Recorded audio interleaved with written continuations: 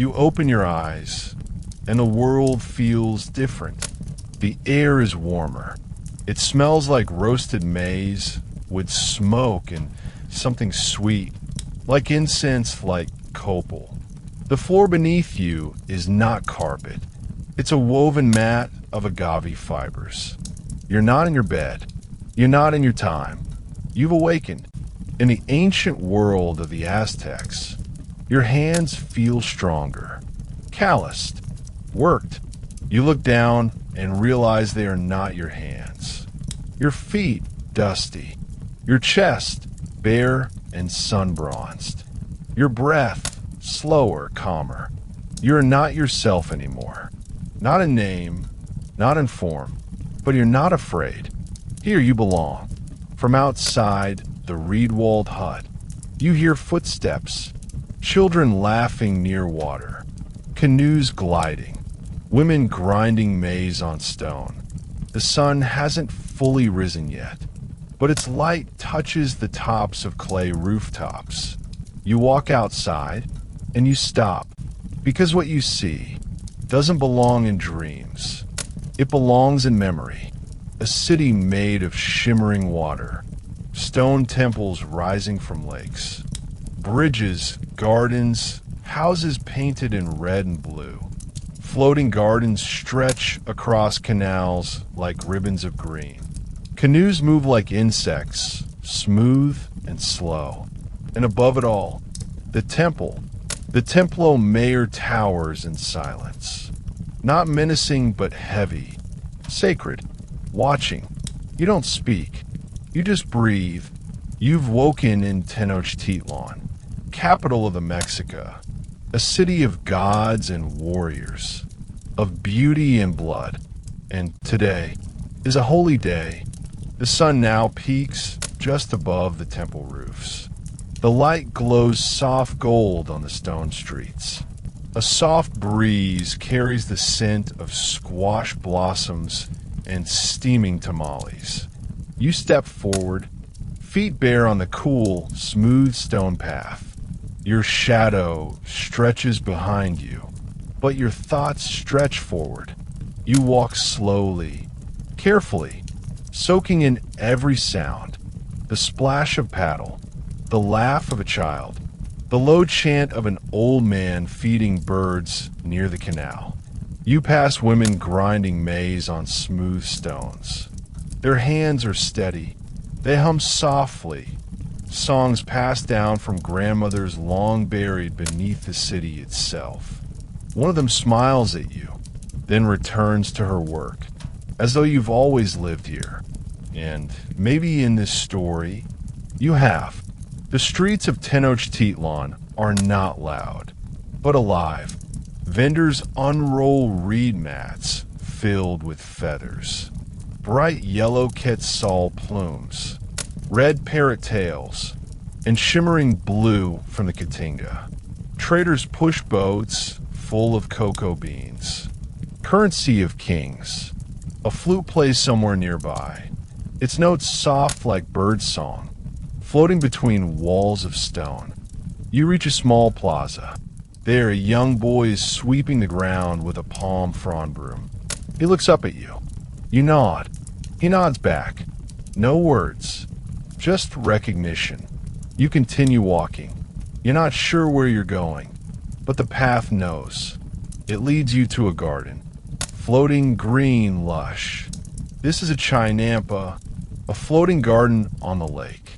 Rows of beans, squash, and maize line narrow plots, raised from mud and woven reeds. Dragonflies skim the surface of the water. A turtle basks on a stone. You kneel to touch the soil. Rich, black, ancient. You breathe in, and for a moment, you forget who you were. You are not visitor, not traveler. You're part of this place. You return to the main road, passing stone carvings of gods whose names echo like wind. Huitzilopochtli, god of war. Tlaloc, god of rain. Zacaquetzal, goddess of beauty and flowers. Each face carved in basalt. each symbol worn by time, but still alive in the hearts of the people. You approach the central square.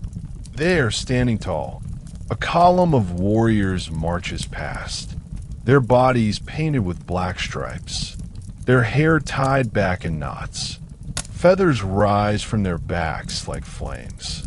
Each carries a macuahuitl, a wooden sword lined with sharp obsidian blades.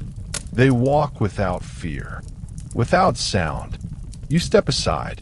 No one dares interrupt them, because in this world, warriors are not destroyers. They are sacred, and somewhere inside you, you feel it too. The heartbeat of the earth, the pulse of Tenochtitlan. You are not born for this, but here, you belong.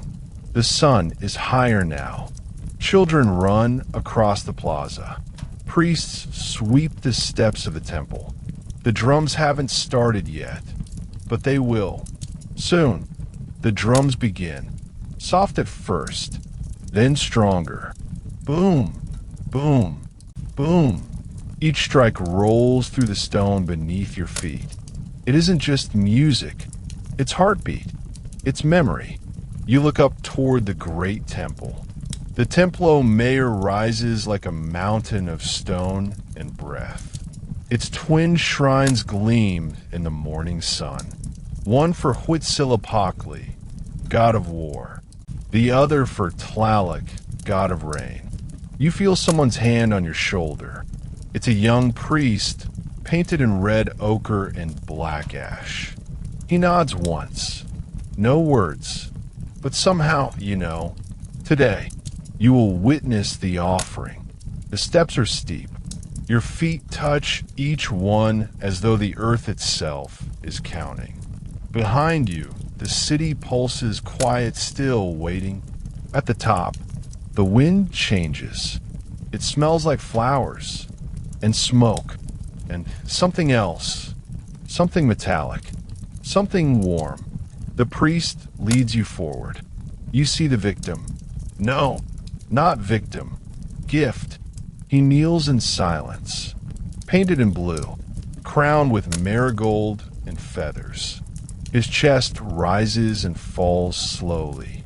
He does not shake. He does not cry. He came here willingly. The high priest holds an obsidian knife. Its blade glimmers like ice but black. He raises it to the sky, whispers a prayer, then lowers it. You do not look away. The knife strikes. Quick, practiced. The man gasps once, then stills. The priest lifts the heart, beating bright red, into the sunlight. The crowd is silent. No cheers, no screams, just stillness, like the breath of gods. And then, as if on cue, birds rise from the temple roof, white against the sun. Their wings beat like the echo of drums. And below, Tenochtitlan begins to move again. You descend the steps slowly. The blood has been cleaned. The priest's robes are calm again. The world has returned to balance. You pass the markets once more. People smile at you. A child offers you a flower. A woman sings while weaving bright red thread. No one speaks of what happened, because in this world, death is not the end. It is offering. It is gratitude. You return to your home. The mat is warm in the sun. You lie down. Outside, the drums have stopped. The birds are quiet. The lake is still. And within you, there is peace. Whisper fade ending. You close your eyes, and the city sleeps beside you. This was your first day in the Aztec Empire, and still, you breathe. The light has changed. Not quite noon, but warmer now. The air moves more quickly through the stone streets. Canoes bump softly against piers. Children splash in the shallow canal near the bridge. And far ahead, you see movement. Something rhythmic, colorful, bright. You follow it, step by step. Your feet press down on paths carved by thousands before you. You don't rush. You don't speak. The drums are gone, but now the wind sings. You reach the edge of the Tyanquistli, the central marketplace of Tenochtitlan, and suddenly you're surrounded by life. Vendors crouch on woven mats. Blankets are covered in color. Cocoa beans, chilies, obsidian blades, shells, feathers, dried flowers, cured meat. There are no coins, only trade. You watch a man offer a bundle of corn for a painted clay flute. Another barters with fish for a length of dyed cotton. Each gesture is quiet, respectful, like a ritual. Women hold baskets of fruit above their heads. Boys with painted faces sell small birds in cages. A girl offers you a blue pendant card from stone. You hold it in your palm. It's cool, smooth. It feels ancient. You hand her a tamale. She nods once. The trade is made. Everywhere, people move without pushing, without shouting. It is busy but soft. The noise is gentle. Footsteps, laughs, the clink of shells in a pouch, the hush of feathers moving in air. And over it all, a scent, sweet, spicy, earthy, cacao. You follow it to a small fire. An old man stirs a pot. He sees you, pours a thick, dark drink into a gourd, offers it silently. You sip. It's bitter and rich, flavored with chili and honey. Your chest warms. Your fingers tingle. Your mind softens. In the Aztec world, this is more than food. This is spirit. This is gift. This is power. You thank the old man with your eyes. He smiles just a little, then returns to stirring the fire. You move on. The sun is higher now, and with it, a change in the wind. Something stronger, heavier, not market, not laughter, discipline. You turn toward it, stone ground beneath your feet, and you begin to walk toward the house of youth, toward the warriors. The path narrows as you walk. The chatter of the market fades behind you. Now, only the wind speaks. Stone buildings rise on either side. Flat rooftops, reed banners swaying gently above the doorways. Ahead, a courtyard, and in its center, a gathering. They call it the Telpakali, the House of Youth, where boys become warriors, and warriors become legends. You step through the archway, and time slows. Inside, young men move in silence. Their faces are painted with red bands. Some hold spears. Others, wooden swords lined with black volcanic glass. Macuahuitl. In the corner, an elder watches. His eyes narrow. His hands rest on a drum. He does not speak, but everyone listens. You are handed a weight. Not metal, not stone. A weapon. Your own. It feels heavy in your palm. Like history. You raise it slowly, then lower it. No need to strike. Here, strength begins in silence. One youth kneels in the center. He is younger than the others. A red sash across his chest. His breath is steady, but his hands shake. An instructor circles him, speaking low, slow, calm, not shouting, because warriors in this world do not fight with noise. They fight with purpose. You sit near the shade and watch. One by one, the students step forward. They practice their form, their stance, their will, not to kill, but to capture, to conquer without cruelty. Because in the Aztec world, the most honored warrior brings back his enemy alive. You think of your own breath, the weight in your hand, the scent of the morning still on your skin. You're not like them, but still, you belong. From afar in the yard, a drum begins to beat. Not loud, not fast, just steady. One beat every breath. You rise. The others do too. It is time for the path to begin. The instructor raises one hand and points east, toward the edge of the city, toward the wild hills, where the world becomes shadow and survival becomes story. You follow. No one looks back, because warriors walk forward. Always. The stone roads end. Now it's earth beneath your feet. Dry, cracked, still warm from yesterday's sun. You and the others walk in a line. Not hurried, not afraid, just ready. The hills beyond the city rise like sleeping animals, covered in thorn bush, dust, and distant shadows. You carry nothing but your breath and your name, and even that may change. At the edge of a wooded path, your instructor stops. He gestures toward the trees. You nod. Each warrior steps in a different direction. No map, no rope, no trail, only instinct, only silence. You walk alone now. Birds call high in the canopy. A snake rustles in the leaves near your feet. Your hands stay steady. Your eyes stay open. The jungle is not cruel. It is honest. If you listen, it speaks. Hours pass, maybe more. You stop near a stream. Wash your face. Drink deeply. Then, you hear it. A branch snapped. Not wind. Not animal. Footsteps. You crouch behind a tree. Watch. There. A figure moves through the brush. Painted. Alone. Another novice warrior. Not your enemy. Not your brother. But your test. You step forward. Quiet. Careful. He doesn't see you. You raise your hand. A soft call. Bird-like. He turns and smiles. He knows. He was waiting. You circle one another.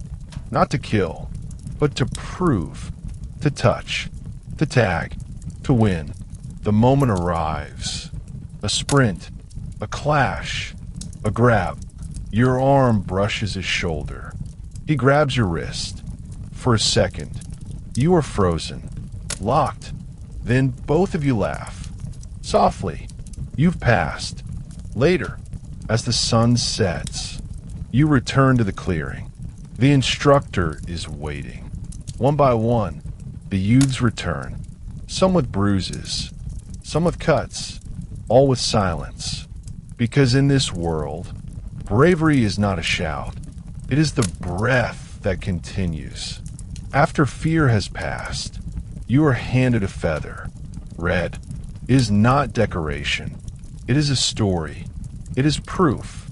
As you walk back toward the city, the lights of Tenochtitlan glow like floating stars across the lake. Smoke rises from kitchens. Drums begin again, soft far, and above you, the stars have come out. You lie on your mat that night, exhausted, sore, smiling, not because of victory, but because of belonging. You were not born here, but tonight, the city sleeps with you as one of its own. The morning is quiet, but not empty.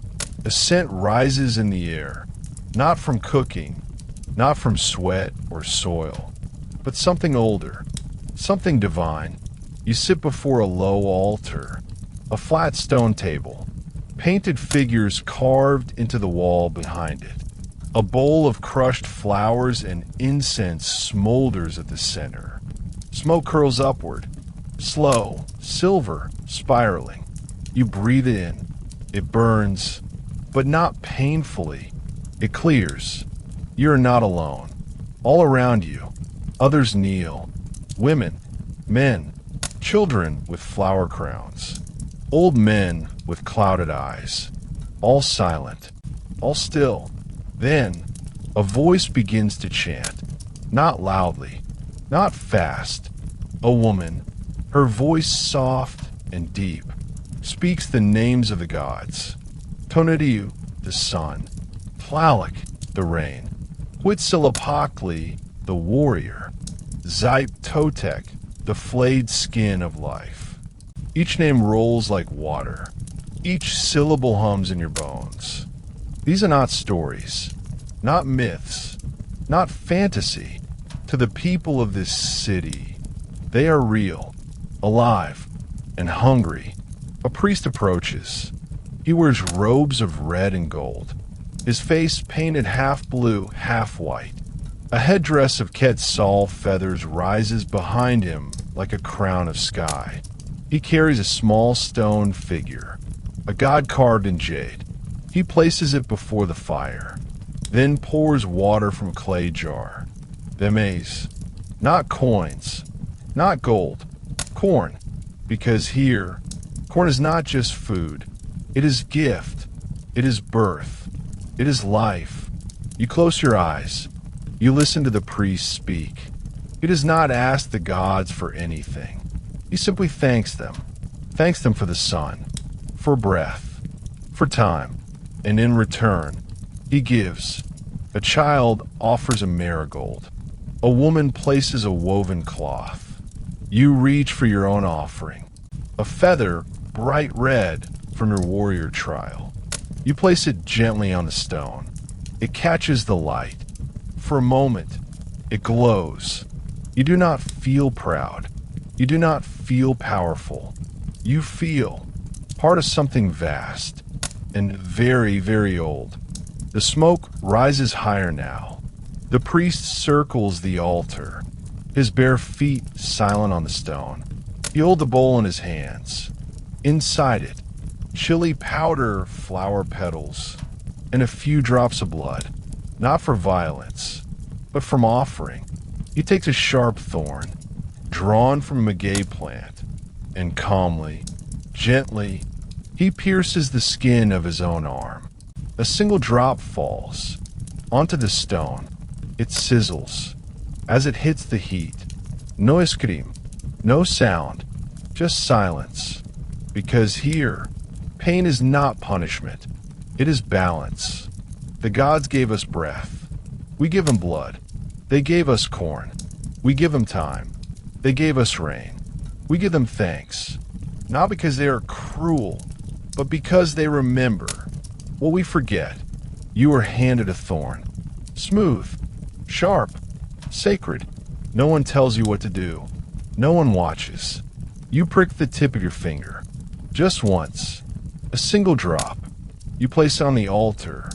It disappears into the stone. Gone, but not lost.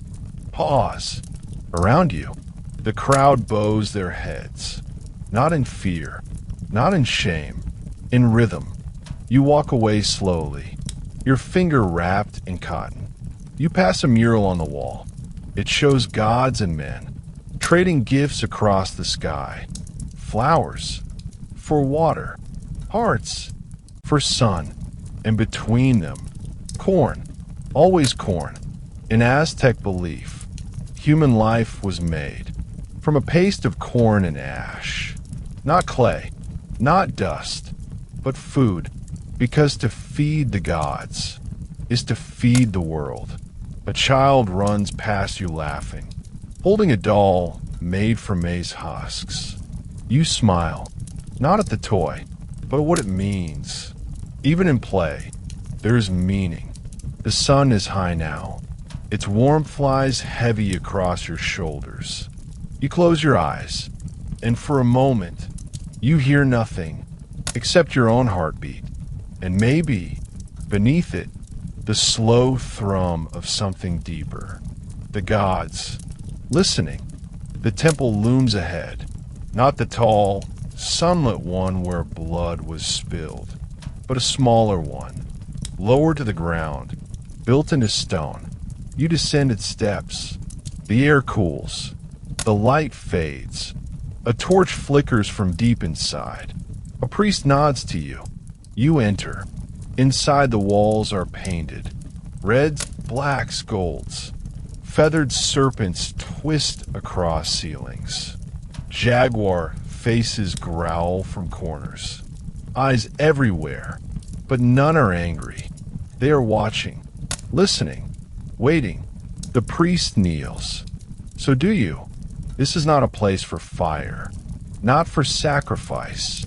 This is where the gods speak, but not with words. The room is still. The smoke rises. The shadows lean. And inside your chest, something opens. A slow warmth. A distant echo.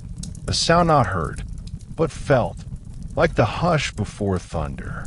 Like a dream after waking. You don't move. You don't breathe too deeply. You just listen. You remember a story.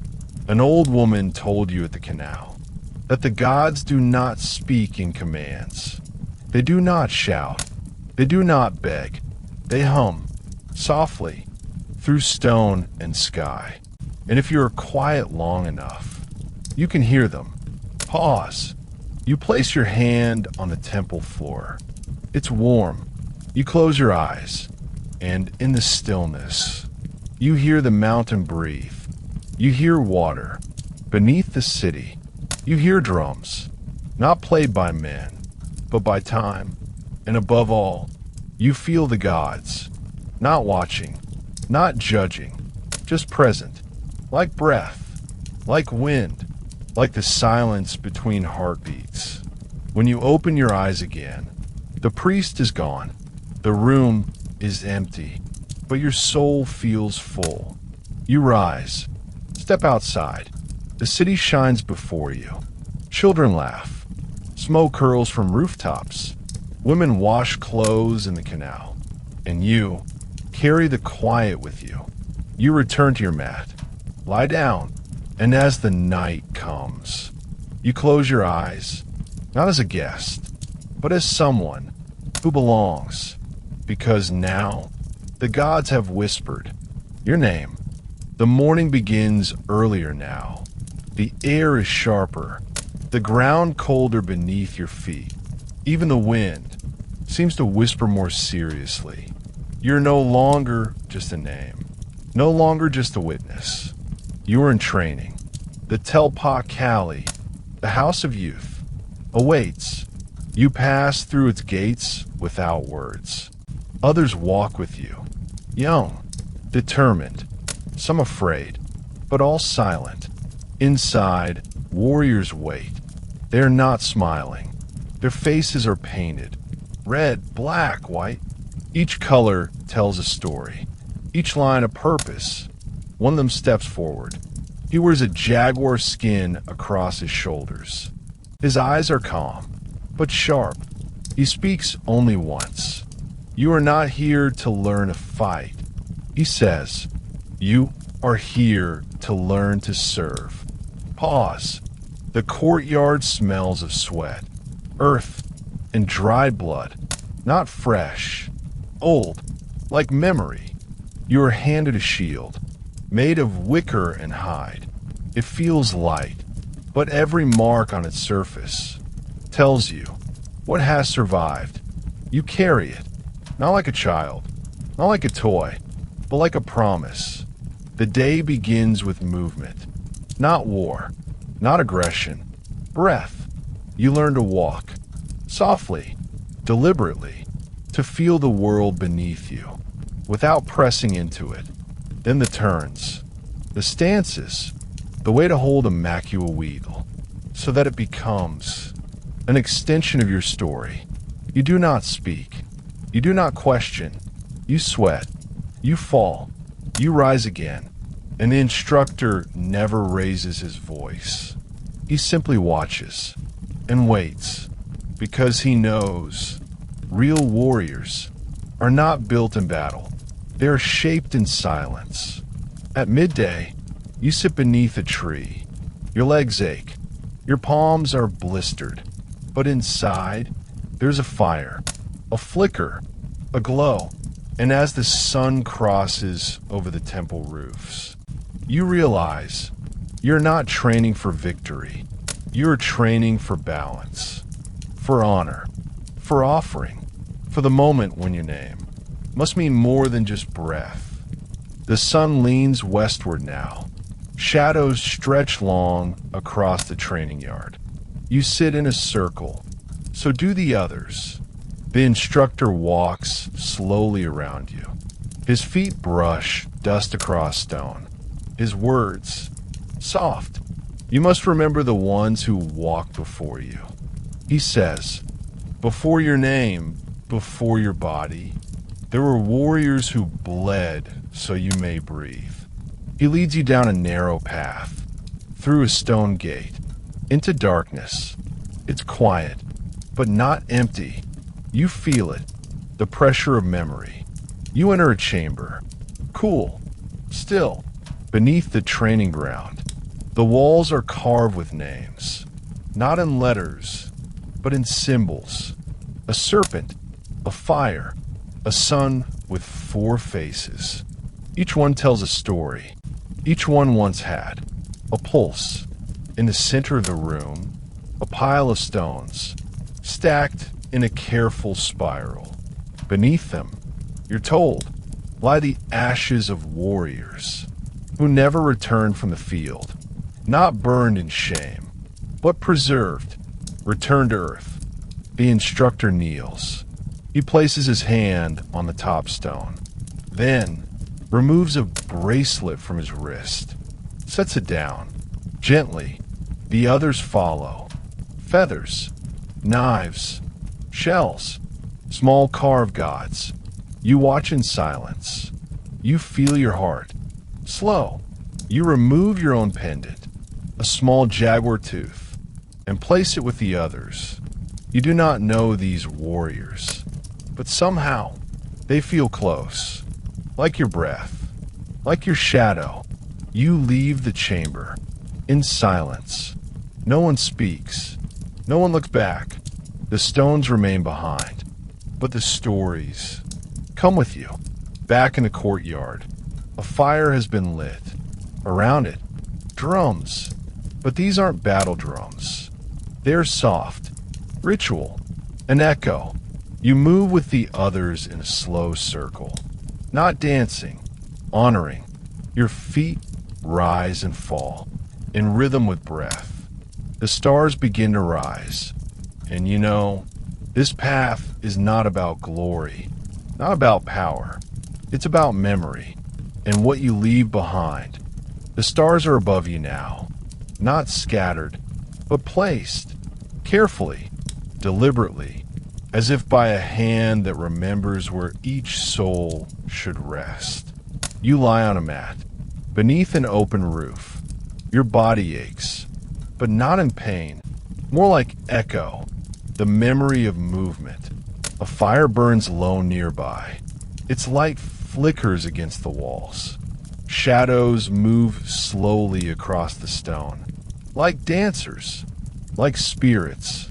The others lie around you, some asleep, some humming, some just watching the sky. No one speaks. There is no need. Your instructor sits at the edge of the fire. He stares into it, as if reading a book. Only he can understand. Then finally, he speaks. Tomorrow you may fight. You may lose. You may even die. But tonight you breathe. You close your eyes and breathe with the fire. You remember the touch of stone under your feet, the scent of dust on your hands, the sound of feathers in the wind, the weight of the jaguar tooth in your palm. You remember the silence beneath the steps, the offering, the smoke, the names, and now you add yours to that silence. Somewhere in the distance, you hear flutes, a slow tune, high, delicate, like the stars themselves are singing. You to sleep. You roll to one side. The ground is firm, but it holds you. Your breath slows. Your shoulders loosen. Your eyes flutter once, twice, then close. And before sleep takes you, You whisper, not in your voice, but in the voice of the story. I was not born a warrior, but I slept like one. The sun is harsh today, not angry, just clear. It makes the stones shine too brightly. It makes shadows deeper, sharper. You're called to the plaza, not alone. Others walk with you. You recognize some. Warriors, traders, priests. And then you see them. Captives, not chained, not beaten, but silent, wrapped in cloaks. Their faces painted blue, the color of sacrifice. They walk with heads high, not proud, but present. They are not being punished. They are being prepared. You've heard the stories before. Now you see the truth. A warrior's victory is not death, is capture. A captured warrior is not weak. He is honored. He is chosen to feed the gods. The crowd makes way. You do not cheer. You do not cry. You simply watch and wait. You can hear only the wind and the soft shuffle of sandals. On sun-baked stone, the captives climb the steps of the temple, their bodies painted, their hair tied with feathers, their eyes open. One turns for a moment, looks directly at you, and smiles, not in mockery, in peace. Because in this world, to die an offering is to return in glory. You are handed a bundle of herbs, copal, marigold, twisted vines. You place it at the base of the steps. Smoke curls upward as drums begin. Soft, slow, steady. You kneel. The others do too. The city holds its breath, not out of fear, but respect. For in this moment, blood will not be wasted. It will be returned. The drums continue, but now they change. Slower, lower, like footsteps in the dark. A figure appears at the top of the steps, clad in black, cloak of jaguar skin, feathers trailing behind like a shadow in motion. He does not raise his arms. He does not speak, but the entire plaza goes still. The jaguar priest, his face is painted, one side black, the other golden yellow, like the sun and shadow at war upon his skin. His eyes are lined in obsidian, cold, focused, not cruel, but ancient. He walks down slowly, each step deliberate, measured, as if every inch of stone knows him, remembers him. You bow your head, without thinking. So does everyone else. He moves between the kneeling crowd. His scent is of ash and crushed flowers. His silence louder than any word. He stops before one of the captives. They do not speak. They simply look at one another. Then, a nod. The priest places a hand on the captive's chest, whispers something only the gods hear, then continues walking. Each captive receives the same. A touch, a whisper, a breath of eternity. In this world, priests are not masters of ritual. They are translators between man and God, life and death, time and memory. The priest returns to the steps, raises his arms now, just once. The drums stop, total silence. Even the wind holds its breath. He turns, climbs, one by one. The captives follow him, not pushed, not pulled, just rising, like stars returning to the sky. You remain kneeling, but your heart beats hard, not in fear, but in knowing that something sacred is unfolding. Above you, you stay on your knees. You do not see the blade. You do not hear the chant, but you feel the shift in the air. It thickens, slows, still. The city does not grieve. It listens. At the top of the steps, the jaguar priest raises his obsidian knife. The captives kneel in a row, each with a calm face, each prepared. He steps to the first, a hand to the chest, a prayer. The blade lowers, a breath, a silence, then a release. The heart is lifted to the sky. The sun breaks through the clouds, hitting the red just for a moment. You look down, not in shame, but in awe.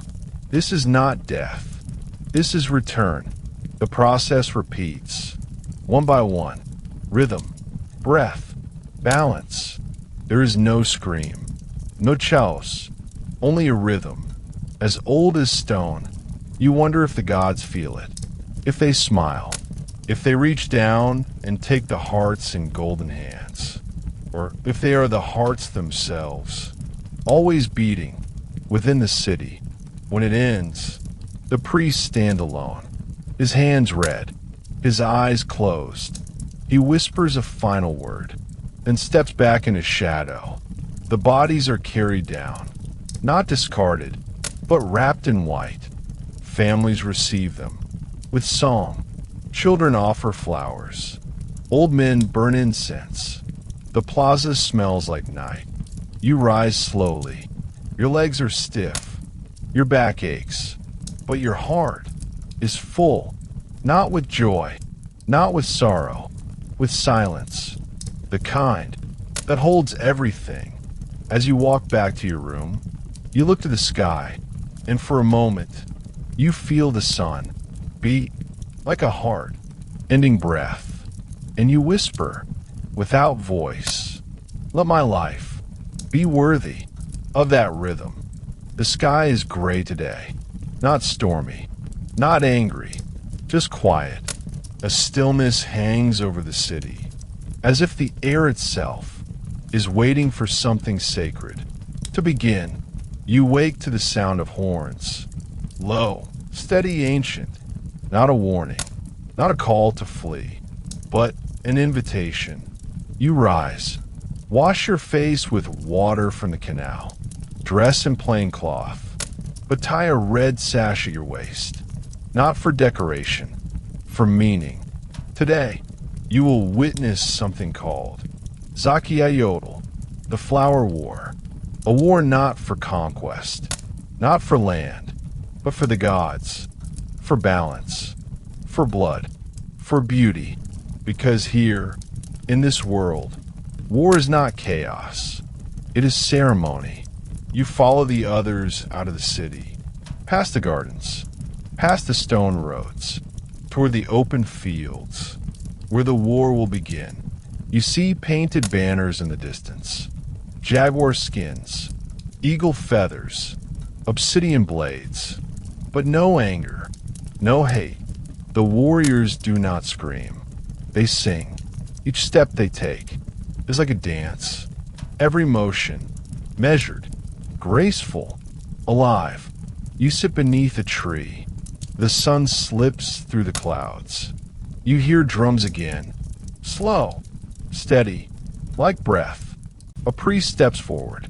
He raises a bundle of flowers. Marigold, hibiscus, red cactus bloom. He scatters the petals on the ground. The warriors kneel. Touch the petals. Touch the earth. Then rise. And then, without horn or shout, they begin. Two sides, two philosophies, two mirrors of the same God. But they do not kill. They capture. They test each other's strength, their footwork, their hearts. A warrior lunges, locks arms with another, twists, spins, pulls down. Dust rises. A cheer follows. No blood.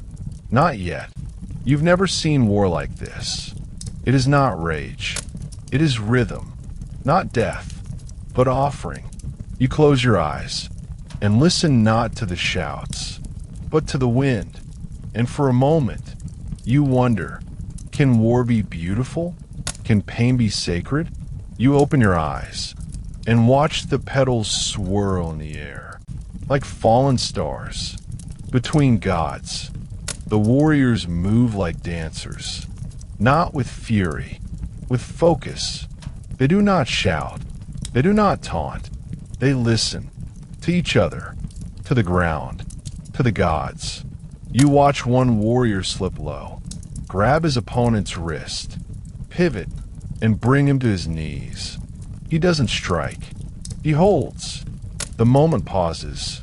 The fallen warrior nods, a silent sign of capture. Not shame, but honor. Others circle, not to interfere, but to witness.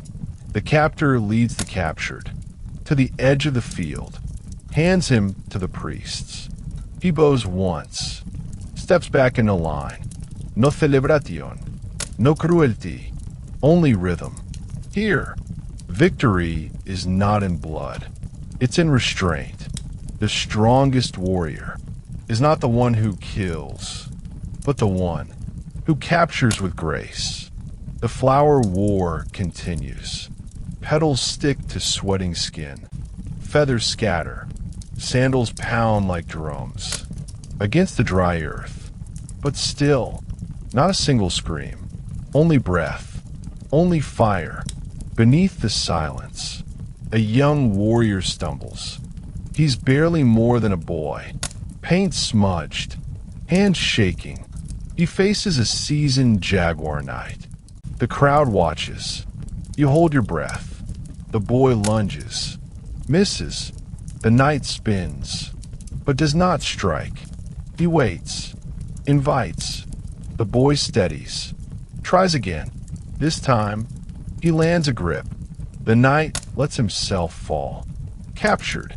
The boy looks shocked. Frozen. The knight rises. Taps his chest. Bows. The crowd bows with him. Because here, glory is shared. You feel your heart slow. Not with fear, but with understanding. You're not witnessing war. You are witnessing a gift. Representational. A duel between shadows. In sunlight, the priests begin to gather the captives. Their faces are marked now, with red paint, not for death, for devotion. The warriors kneel once more, not in defeat, in offering. They lift their hands to the sky, and the clouds part, just a little. The sun begins to fall. Its light turns soft, like honey poured over the earth. The battlefield grows still, not in defeat, in reverence. The last pair of warriors embrace, their arms around one another, brothers in breath, in bravery, in balance. No one claps, no one shouts. The drums begin again, slow, steady, final. Petals cover the ground, red, orange, yellow, like fire resting on soil. You walk among them, barefoot, feeling each step, as if the earth breathes beneath you. The captives are lined in a row, but they do not kneel. They stand. They have given themselves, not as bodies, but as stories. And the gods will remember. A priest raises a bowl of water, sprinkles into the air. Each drop catches the last rays of sunlight, turns to gold for a moment, then disappears. You sit beneath the same tree, but you are not the same. You've seen strength without swords, victory without violence, and now you carry a new kind of fire within you. An elder sits beside you. He does not speak.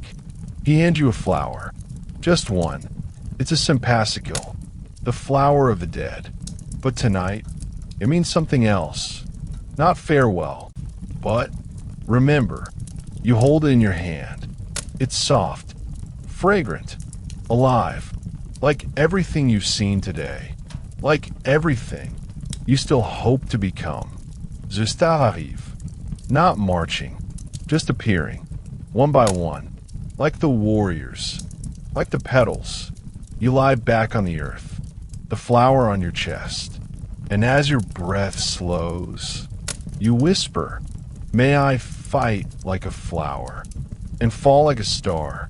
The temple is silent, not with emptiness, with meaning. You are led by torchlight through a corridor of stone. Each step echoes, each shadow moves, as if it remembers you. You come into a round chamber. In its center, a great disk, 6 feet across, carved in spirals. Symbols, faces, teeth, flames, suns. It is the sunstone, not a calendar, not just a map of eternity. The priest beside you speaks softly. "It is not time that moves," he says, "but we circle inside it." You step closer. The stone is warm, though no sun touches it. Your eyes trace the carvings. In the center, a face, wide eyes, tongue protruding, shaped like a knife. It is Tonatiuh, the 5th son, the son of this current age. Round him, for previous sons, each with their own world, each destroyed. The first son, devoured by jaguars. The second, swept by hurricanes. The third, burned in fire. The fourth, drowned in flood. And now, the 5th. Your breath slows. You begin to understand. This is not about years, not about days. It's about cycles, beginnings, endings, and the silence. In between, the priest runs his fingers along a series of symbols. Dots, lines, animals, eyes. Each day has a name, he says. Each name has a soul, and each soul walks with you. You ask him, what happens when the days run out? He looks at the stone, then at you. Then we give them blood, so they may begin again. The torchlight flickers. The air thickens. You look at the face in the center. Its eyes seem deeper now, almost awake. You place your hand on the stone. It hums beneath your skin. Not a sound, a vibration, like a heart, like memory, like something ancient. That never left. You close your eyes, and for a moment, you feel yourself spinning slowly, not through space, but through time. The priest begins to chant softly. Not a song, not a spell, a sequence. Each name is paired with an animal, each number with a tone. These are the Tanalp Wali, the sacred 260-day cycle. You sit beside the stone. It feels more alive now, as if the face is carved into it. Can hear. You learn that each person is born under a day sign. Your fate, your path, your temperament, all written in time. Before your first breath, you ask, what if I do not believe it? The priest smiles, shrugs. Time doesn't need you to believe. It just needs you to walk. He shows you 2 circles carved in the stone, one with 20 symbols, one with 13 numbers. As they turn, they make combinations. 260 in all, each day a pairing, each pairing a heartbeat. And then he shows you the outer ring, 365 marks. This is the Zypo Wali, the solar year, the seasons, the harvest, the rain. You ask, which calendar is real? He answers without pause. They are not calendars. They are bodies, and we move inside them. You sit quietly and begin to feel it. The circle, the rhythm, each sunrise, a rebirth, each moon, a prayer, each eclipse, a warning. The priest kneels, places corn on the stone, then feathers, then a drop of blood from his tongue. He looks at you. You're a part of the cycle now. Time will remember your name. You close your eyes. The chants continue. Somewhere in the darkness, you feel the gods turning. Not above, not below. Inside, the room grows darker. The torch is dim. The stone glows only with memory. You ask the priest, what happens when time ends? He does not answer immediately. He closes his eyes, places both palms on the stone, breathes, then whispers. Then it begins again. The Aztecs believed this son, the 5th son, will one day die. Not maybe, not if, when. You look again at the sunstone, the tongue-shaped blade, the wide eyes, The carved flames, they no longer seem still. They seem ready, waiting. The priest tells you the prophecy, that the fifth sun will end in earthquakes. The world will shatter. The sky will fall, and from the dust, a new sun will rise. A sixth, a seventh, as many as needed, until the gods rest. It does not frighten you. Oddly, it comforts you, because if time can die, then so can sorrow, so can fear, so can pain, and if it can begin again, then so can you. The priest opens a book, a codex of bark and ink, inside drawings of flames, of stars, of giants falling, of children walking across floating fields of flowers, of you, a face, painted in blue and white, looking up at a rising sun. You are quiet. The priest does not speak again. He rises, leaves you alone. The stone waits. You place your hand on its center one last time. You do not ask questions. You simply say, I am ready. Outside, the sky has changed. Not dark, not light, just soft, like the moment before waking. You step out. The wind is still. The city is quiet. But you know now, it is not asleep.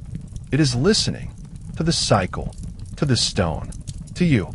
You close your eyes, and as sleep takes you, you whisper with the wind, let the sun return.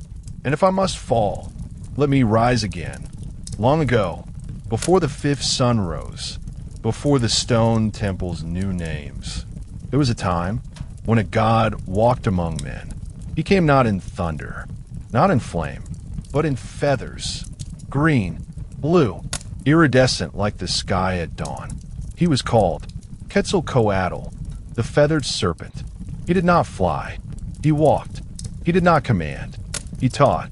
Where he passed, the soil softened. The seeds opened. The birds sang. He gave names to the wind. He shaped stars from silence. He taught the people how to speak, how to count, how to remember. He built temples, not with stone, but with wisdom. He said, the true offering is breath. The true fire is inside you. And people listened. You close your eyes and imagine him. A tall figure, eyes like black jade, voice like flute over water.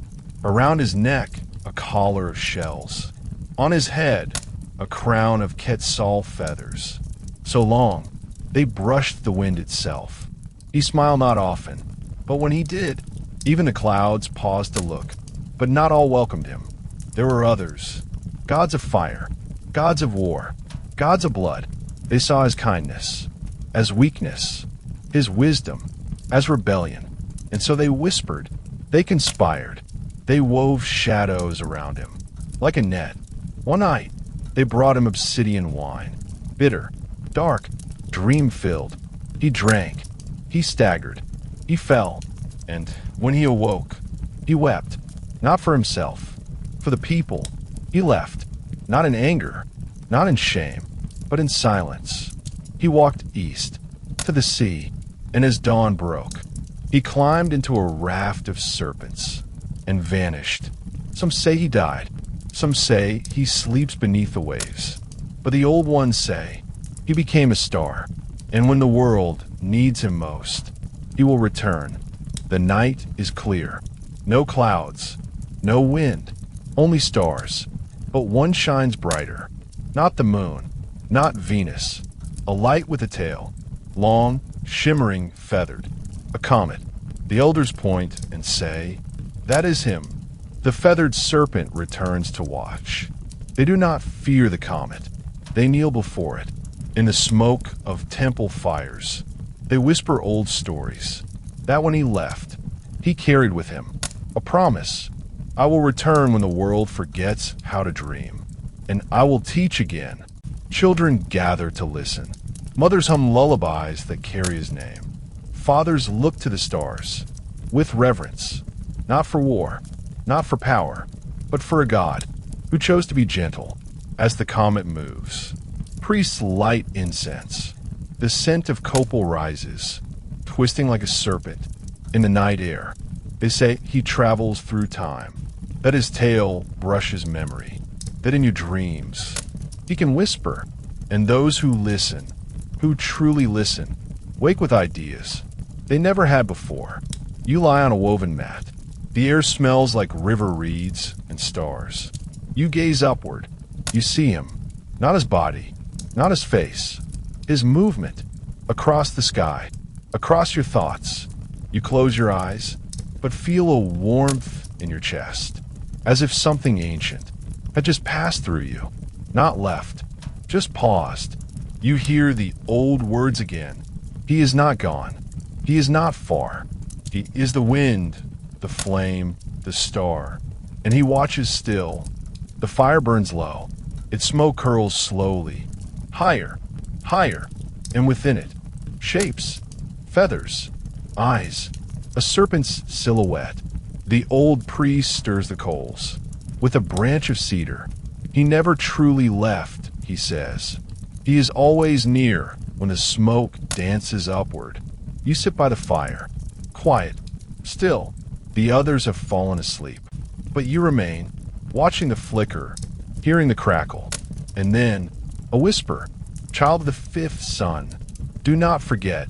You do not move, but the smoke moves around you. It brushes your cheek. It enters your lungs, but it does not choke. It soothes. The whisper continues. When the stars vanish, when the rivers dry, when names are no longer spoken, then I will return. You see visions in the flame, golden temples, broken statues, a sky split open, a feathered figure descending through cloud and ash. The people look up, not in fear, but in remembering. And he says, "You forgot the song, so I came to teach it again." The smoke rises higher. It twirls into a spiral, then slowly fades. But the warmth remains. In your chest, in the stone, in the earth. You lie back. The stars are fading, but your breath is calm. You feel the serpent in the breeze. You hear feathers in the leaves.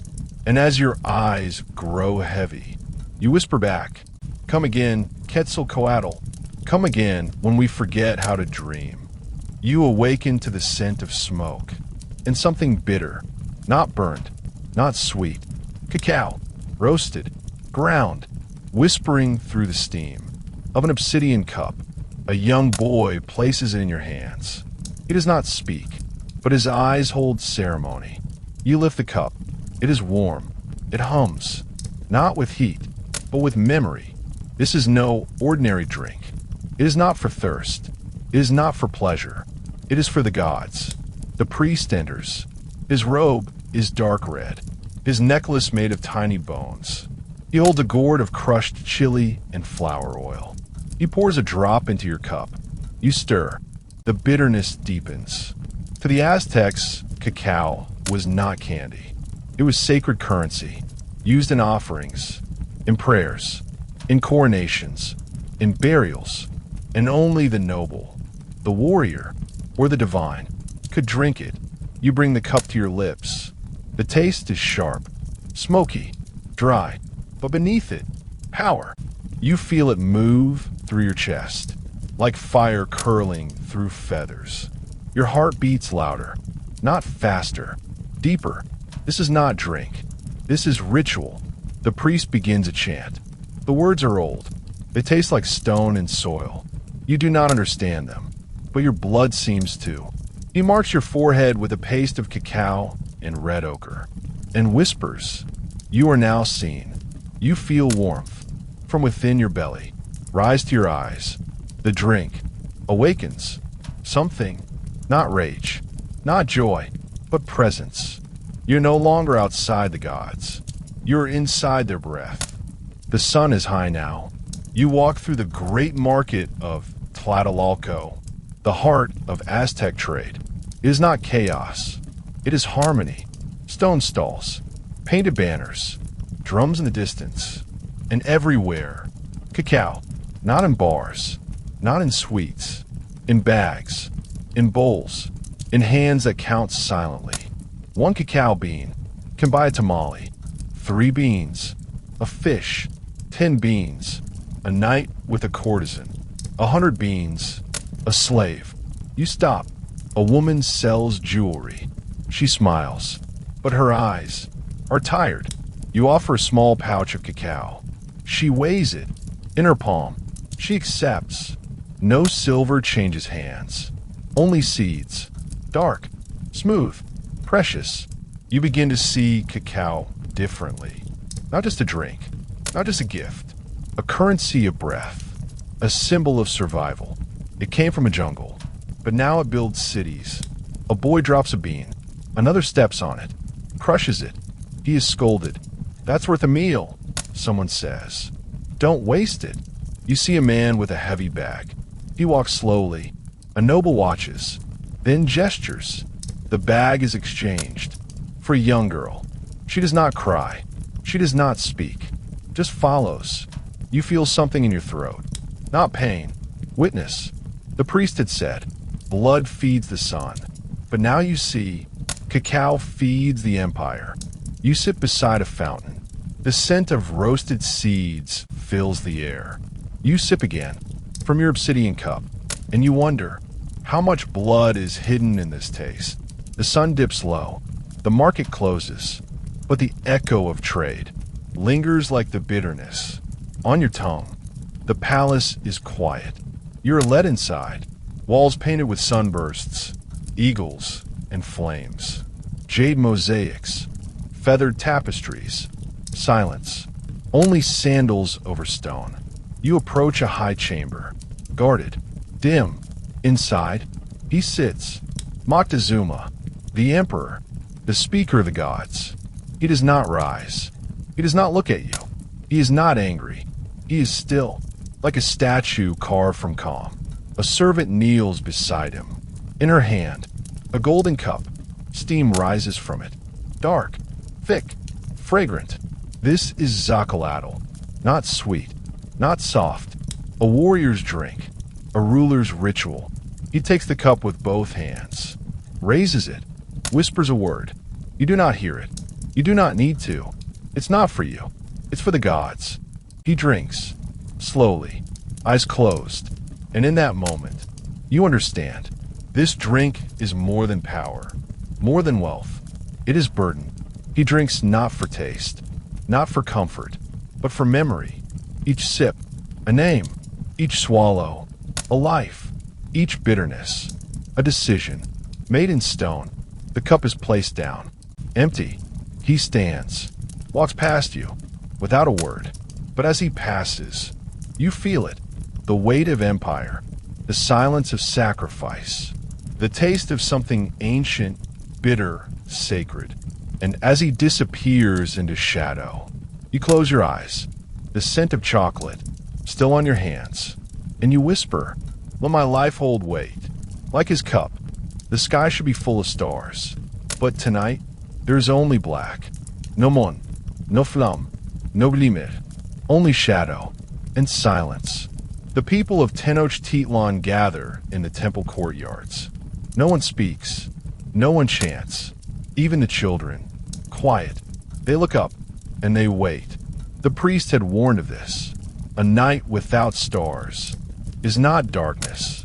It is a pause, a breath before something ends. The city stills. The lake holds its breath. Torches are dimmed. Doors left open, as if everyone knows.